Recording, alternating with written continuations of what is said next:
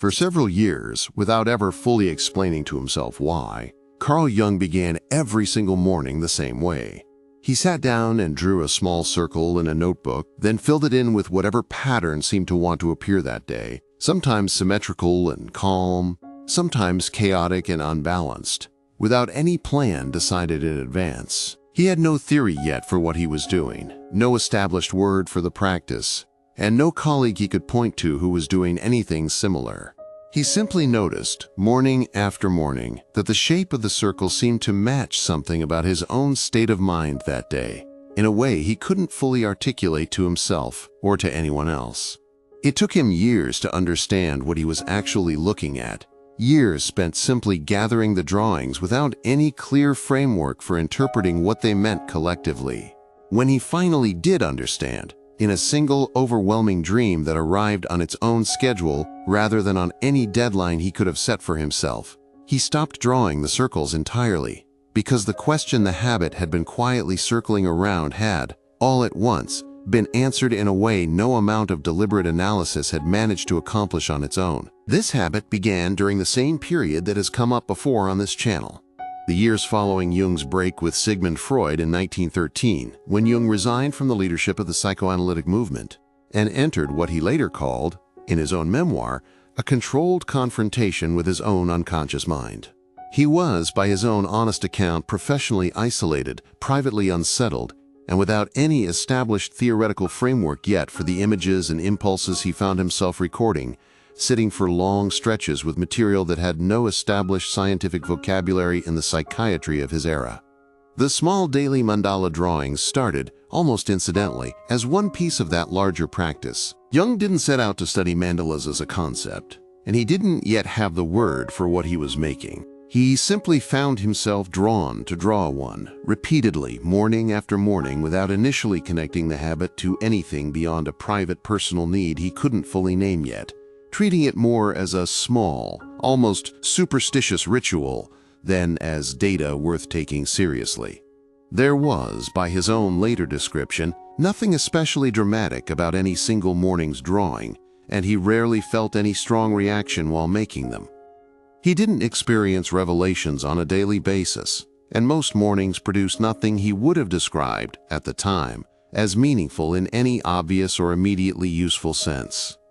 It was only the accumulation over many months, and then several years, that eventually made the pattern impossible to dismiss as random or coincidental, a fact Jung himself later noted was easy to miss if you only looked at any one drawing in isolation rather than the whole growing collection together. If you're new to this channel, this is where we take one real teaching from one real thinker and break down not just the idea, but how to actually use it.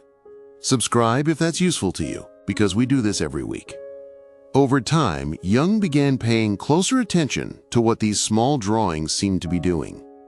He noticed that the specific pattern inside the circle on any given day, the colors used, the internal divisions, the degree of symmetry or disorder present, seemed to correspond fairly closely to his own psychological condition that particular morning. Settled and orderly on calmer days, fragmented and asymmetrical during periods of internal conflict.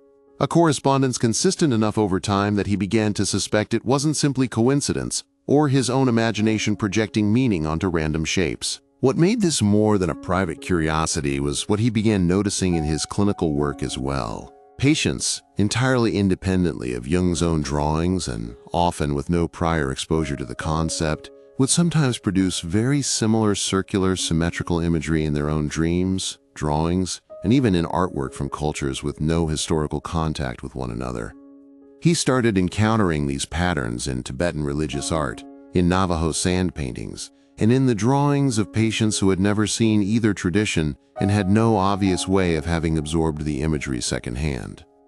That kind of independent, cross-cultural repetition was exactly the sort of evidence Jung looked for when deciding whether something belonged to his broader theory of a collective, shared layer of the unconscious, rather than being simply a personal habit, a coincidence, or an idiosyncrasy specific to his own mind alone.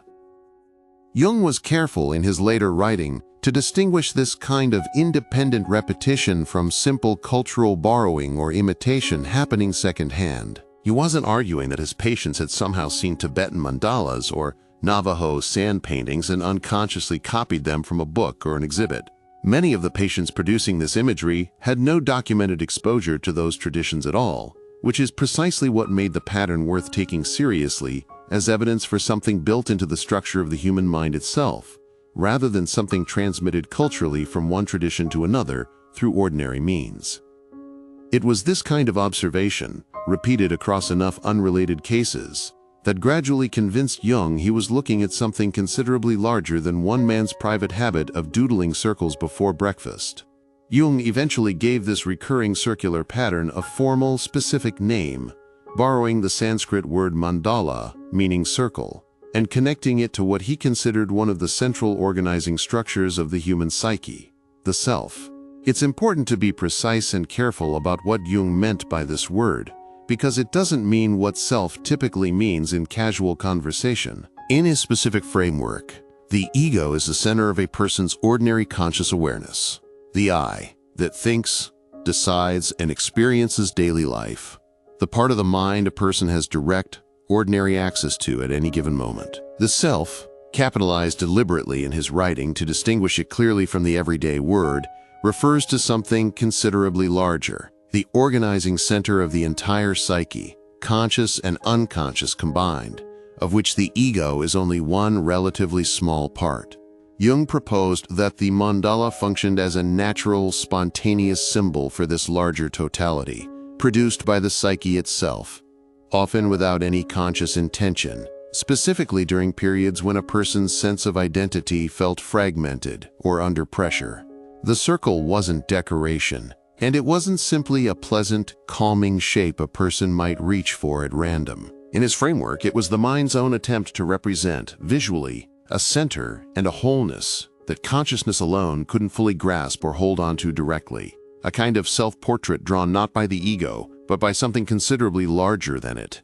Jung placed the self alongside a small set of what he called archetypes, patterns he believed were built into the structure of the human unconscious itself, rather than learned individually through personal experience alone, sitting near concepts like the shadow, the anima and animus, and the persona. But he treated the self as occupying a different position among these, not simply one archetype among equals, but the archetype of wholeness itself, the one meant to organize and integrate all the others into something coherent, rather than leaving them scattered as separate, unrelated pieces of a person's inner life, each pulling in its own direction. Jung connected the self directly to what he called individuation, the lifelong process of psychological integration this entire channel keeps returning to. If individuation is the process, the self, in his framework, is the destination the process is oriented toward, though Jung was careful, throughout his writing, never to describe it as a destination a person fully and permanently arrives at, the way one arrives at a train station and simply gets off. He treated it more like a magnetic center that consciousness slowly, imperfectly, orbits closer to across an entire lifetime, without ever expecting to land on it completely or check it off as finished business. This distinction mattered enormously to Jung throughout his career, and it's part of what separates his framework from simpler self-improvement narratives that promise a clean, achievable endpoint. He wasn't describing a checklist a person completes and then announces themselves finished with. He was describing an orientation, a direction to keep moving in, fully aware that the vast majority of people, including highly accomplished and self-aware ones, spend their entire lives approaching this center without ever fully reaching it in any permanent, settled way. The relevant question in his framework was never, "Have you arrived?" but, "Are you still oriented toward it at all?" A subtle but important shift in what counts as psychological progress in the first place. Jung went so far as to suggest that a person could live an outwardly impressive, successful life by every conventional measure while remaining almost entirely disconnected from this deeper orientation, and conversely, that someone with a far more modest, unremarkable external life could be genuinely further along in this specific sense simply by staying honestly oriented toward their own inner center, rather than toward external validation alone. Success and individuation in his framework were related but genuinely separate axes, and confusing the two was, in his clinical experience, one of the more common ways people quietly lost track of the second one entirely while chasing the first, sometimes for decades, without noticing the drift. In 1927, years into this private practice of tracking his own mandalas, Jung had a dream he later described as one of the most significant of his entire life. In the dream, he found himself in a dark, rain-soaked industrial city he recognized as Liverpool, walking with a small group of companions through dim streets that eventually led up to higher ground, climbing away from what felt, within the dream, like a harbor toward a part of the city that sat above it. At the top, they reached a broad square, lit dimly by street lamps, with several streets converging on it from different directions, arranged radially, almost like spokes meeting at a hub, an arrangement Jung noted immediately for its clear geometric structure, even before he consciously registered what sat at its exact center. At the center of that square, in his own account, was a round pool, and in the middle of the pool, a small island. On the island stood a single tree in reddish blossom, appearing to Jung, within the dream, as though it were lit from within by its own light, standing out vividly against the surrounding darkness and rain that soaked everything else in the scene. Jung recognized, immediately and unmistakably even while still inside the dream, that he was looking at a mandala, a circle within a circle, a clear center surrounded by radiating structure, produced spontaneously by his own unconscious mind rather than deliberately drawn by his conscious hand, for the first time in years of practicing exactly that kind of deliberate drawing every morning. His companions in the dream, by his own account, walked right past the pool and the glowing tree without any apparent reaction, as though the image simply wasn't visible or significant to them the way it clearly was to Jung himself in that exact moment. He found this detail worth recording specifically, later reading it as a reminder that this kind of central, organizing symbol doesn't announce itself equally to everyone standing in the same place at the same time. It depends, in his framework, on a particular kind of readiness in the person doing the looking, built up over exactly the sort of years-long private attention he'd been paying to his own morning drawings, largely invisible to anyone else around him. Jung described waking from this dream with an unusually strong sense of finality, a feeling that something in his years-long process had, at last, been resolved in a way none of his conscious analysis had managed to achieve on its own. In his own account, the dream showed him that the center could not be gone beyond, that everything in his search had, in some sense, been oriented toward exactly this image the entire time, even though he hadn't recognized it clearly until his own unconscious mind produced it for him, fully formed, without any conscious effort on his part or any deliberate act of interpretation required to make sense of it. After this dream, Jung stopped drawing mandalas altogether, a detail that's easy to miss, but that carries real weight. He didn't stop because he'd lost interest, and he didn't stop because the practice had failed or stopped producing anything useful. He stopped because, in his own understanding, the practice had done exactly what it was for. The years of small, careful, repeated drawings had been building toward a single, spontaneous image his conscious mind could never have simply decided to produce on demand, no matter how deliberately he tried.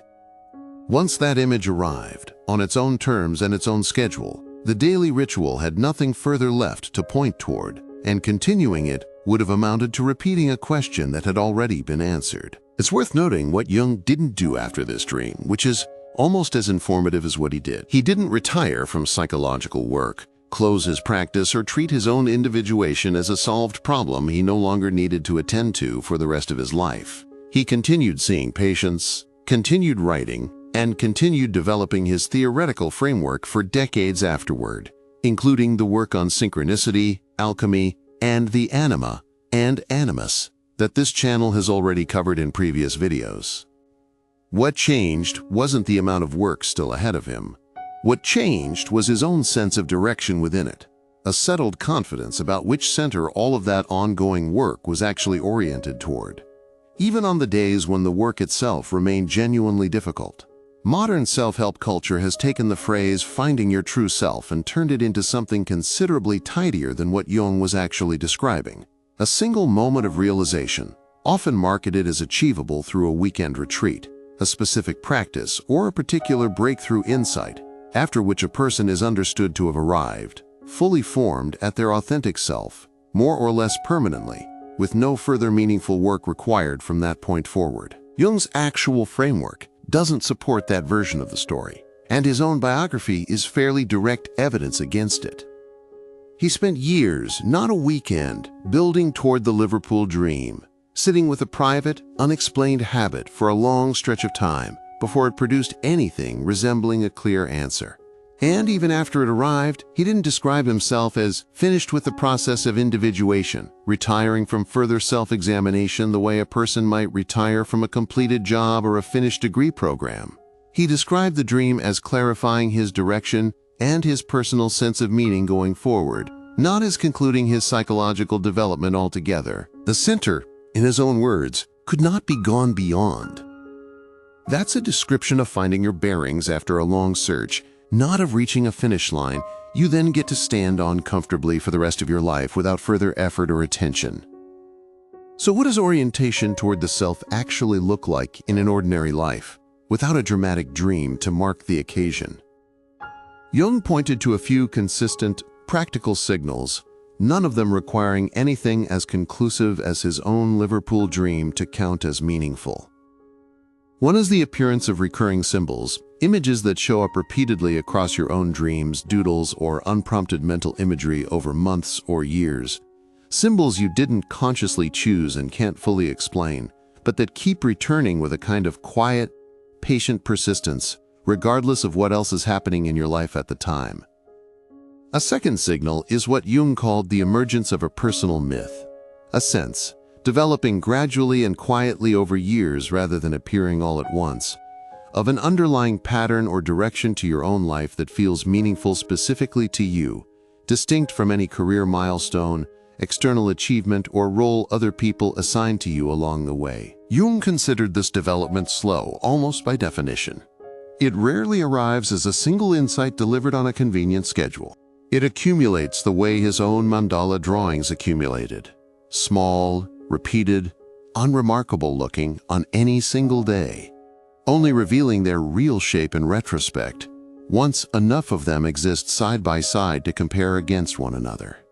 A third, more subtle signal involves noticing when a seemingly unrelated interest, hobby, or fascination keeps reappearing across very different periods of your life, dropped and picked back up again years apart, without ever fully disappearing for good.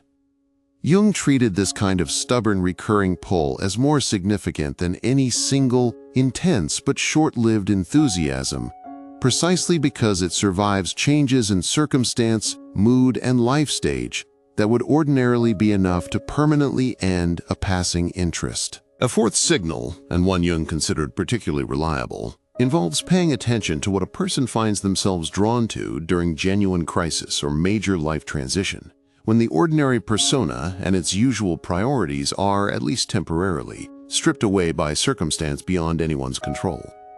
What a person instinctively reaches for during those specific moments, whether it's a particular activity, a particular kind of solitude, or a particular recurring thought, often reveals more about their underlying orientation toward the self than years of ordinary, unstressed daily behavior ever manages to reveal on its own, precisely because the usual performance has less room to operate. Jung's own daily mandala practice offers a fairly direct, low-stakes template that doesn't require any artistic skill or symbolic expertise to attempt. The exercise isn't really about drawing well, and Jung himself was never especially concerned with the aesthetic quality of what he produced each morning. It's about giving some small, regular, unpressured outlet to whatever internal pattern wants to surface that day, and then, crucially, looking back over an accumulated collection of them later, rather than analyzing each one immediately for hidden meaning the moment it's finished. The specific medium matters far less than the consistency of the habit. Some of Jung's own patients, by his own later account, didn't draw their mandalas at all, expressing the same underlying pattern instead through dance, through arranging objects, or through other repeated forms of unstructured expression that gave the unconscious some regular, low-stakes outlet without demanding immediate interpretation. What mattered, across every version of the practice, was the willingness to keep producing something small and unforced on a regular basis, without insisting on understanding it right away, and without abandoning the habit the moment it failed to produce an obvious insight on any given day. What Jung's own case suggests most clearly is patience with the pace of this kind of self-knowledge, a patience that runs directly against the grain of most modern advice about personal growth. He kept his own practice going for years before it produced anything resembling a clear answer. And even then, the answer arrived on its own schedule, in a dream he didn't consciously construct, rather than through any single deliberate act of analysis performed on demand or on a convenient timetable. Most people understandably want clarity faster than that, and modern culture generally isn't built to reward this kind of slow, unglamorous accumulation. Jung's own record suggests that the clearer, more durable insights tend to arrive only after a much longer, quieter accumulation than most people are willing to sit through without some kind of external reassurance along the way. Some proof that the effort is actually going somewhere. Jung spent years drawing small, private circles he couldn't fully explain, before a single dream finally showed him what all of them had been pointing toward the entire time. He didn't rush that process, and by his own account, he couldn't have rushed it even if he'd wanted to. The image arrived when it arrived, fully formed, on terms his conscious effort alone could never have dictated, no matter how disciplined or consistent his daily practice had been leading up to it. Very few people, in Jung's own account, ever get a dream as clear and conclusive as his Liverpool dream, and he never claimed that most people should expect one, or treated its absence as a sign that someone's own process had failed or gone wrong somewhere along the way. What he did claim is that the same slow, quiet accumulation, small recurring symbols, small repeated patterns, small unremarkable daily habits of attention, is available to anyone patient enough to keep at it without demanding an immediate answer on a convenient timeline. The dramatic dream was the exception in his own life, not the method. The method was years of small, private circles that meant nothing conclusive on their own, until, eventually, after enough of them had accumulated, they did. If you've ever found yourself circling back to the same image, the same question, or the same quiet pull for years without fully understanding why, that persistence might be worth more attention than you've been giving it, more than a passing curiosity to note and set aside without following up on. If this kind of breakdown of real ideas from real thinkers is useful to you, subscribe and turn on notifications, because we're doing this every week. Tell us in the comments, is there an image, symbol, or question that keeps returning in your own life, one you still haven't fully figured out?